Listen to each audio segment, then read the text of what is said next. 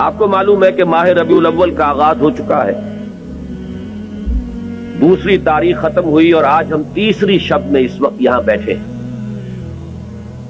یہ ماہ مبارک حضور صلی اللہ علیہ وسلم کی سیرت مطہرہ سے ایک بڑا گہرا تعلق رکھتا ہے۔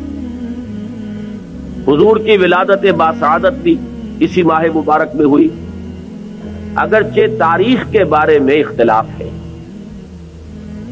حضور کا انتقال بھی اس ماہ مبارک میں ہوا، اور وہ متفق علیہ تاریخ ہے 12 ربیع الاول اصل میں حضور کا یوم وفات ہے، اور اکثر محققین کی رائے یہ ہے کہ آپ کا یوم ولادت جو ہے وہ 9 ربیع الاول ہے۔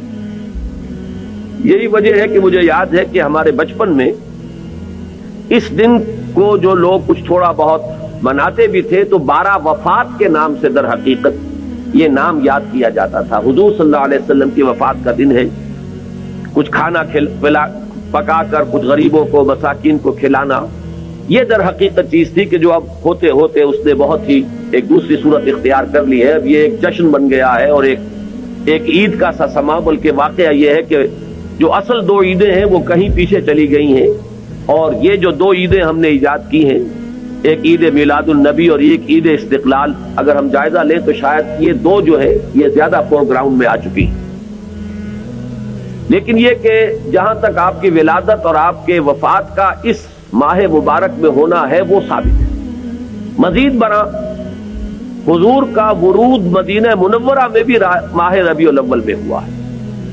اس پہلو سے اگر اس ماہ مبارک میں ہم سیرت النبی کے مطالعے کا ایک خاص موضوع رکھیں، کسی تاریخ کے تعین کے بغیر اس مہینے کی مناسبت سے سیرت مطہرہ پر گفتگویں ہو، غور و فکر ہو، اور اس میں بھی عملی پہلو سامنے ہو، اتباع کا جذبہ ہو، سمجھنا سمجھانا اس لیے ہو کہ اس پر عمل کرنا ہے، تو یقیناً یہ چیز ہمارے لیے بہت مفید ہوگی اور ہمارے بہت سے امراض کا شاید اس سے مداوع ہو سکے۔ یاخذون بسنتہ ویقتدون بامرہ ثم انہا تخلف من بعدہم خلوف۔ پھر ہمیشہ یہ ہوتا، ہر نبی کا جاننے والوں میں، پہچاننے والوں میں، ماننے والوں میں ہوا ہے، امت محمد بھی مستثنیٰ نہیں ہے۔ یقولون ما لا یفعلون ویفعلون ما لا یؤمرون۔ یہاں نوٹ کیجئے کہ وہ کہتے وہ تھے جو کرتے نہیں تھے، اور کرتے وہ تھے جس کا حکم نہیں۔ عید میلاد النبی کیا حضور کا حکم ہے؟ کیا اس کا کوئی ثبوت صحابہ سے ہے؟ کیا ہم صحابہ کے مقابلے میں حضور سے زیادہ محبت کرتے ہیں؟ لیکن تھا کہ معاملہ ما لا یؤمرون، جس چیز کا حکم ہوا نہیں اس پر عمل ہو رہا۔